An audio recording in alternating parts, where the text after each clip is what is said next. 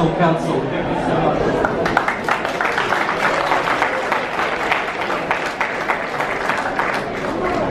Thank you. Merci. Kaya Charlie Patton for the player family in our school. In our school now, there's a lot of acronyms and a lot of subsidiary bodies in this whole initiative. I get some of it wrong.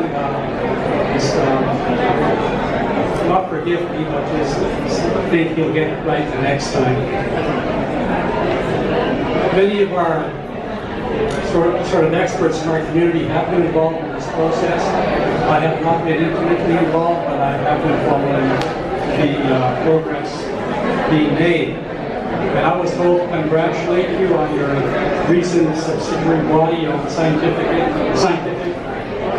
technical and technological advisory, SBSTTA meeting, addressing the importance of protecting and promoting biodiversity.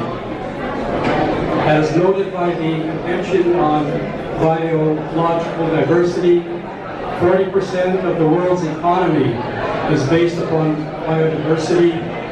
Hence, conservation and sustainable use are no-brainers and are directly linked to the availability of food and the well-being of future generations.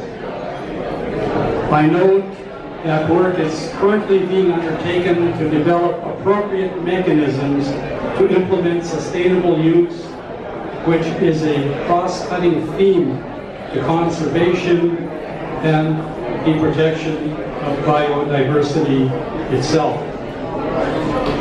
It is of importance to Indigenous peoples to ensure that values beyond economic values are considered in all areas, including agriculture, forestry, mining, and so forth.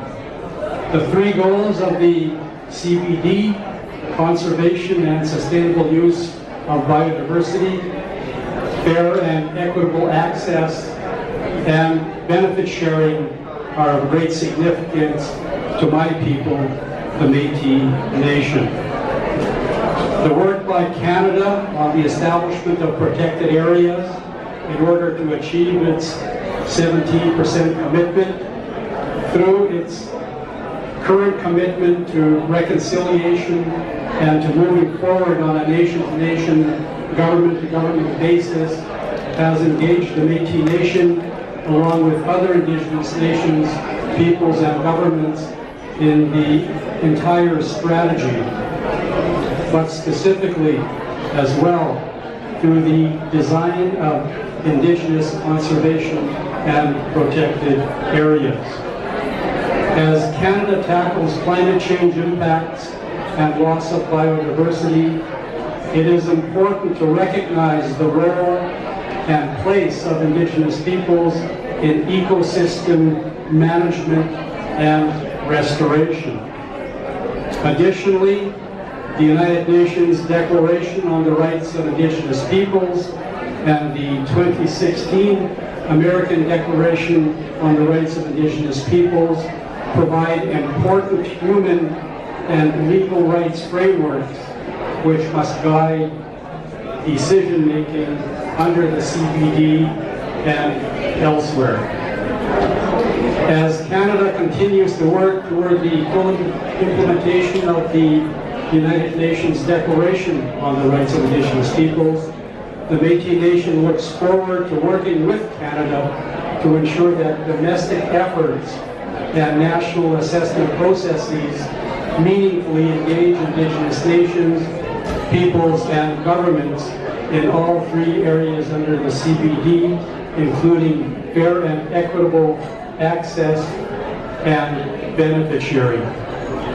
We are pleased that the SBSTTA also discussed the gaps in information required for adequate monitoring and management of biodiversity and in meeting the biodiversity goals and targets.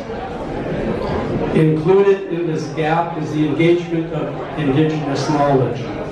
Our communities have knowledge to give, and institutional infrastructure must be built upon and within our Indigenous nations to bring our knowledge to the table in these important discussions. Protection mechanisms must be designed to ensure that Indigenous knowledge engagement is robust, customary laws and traditions respected, and to ensure that Indigenous values and perspectives are not overlooked in decisions which affect our traditional territories and knowledge systems.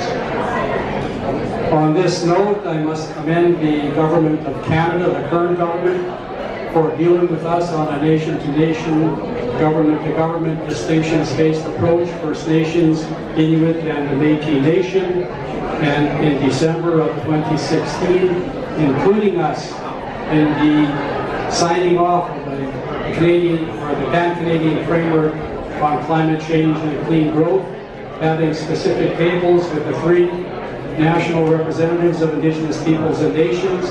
Of course, we, the Métis Nation, being one of the 3, and also the Prime Minister in December of 2016, setting up, again on a distinctions-based approach, a permanent bilateral mechanism for each of the 3, and for the Métis Nation government, we signed in April of 2017 our accord, which sets forth a process which is getting us forward, moving forward in great strides.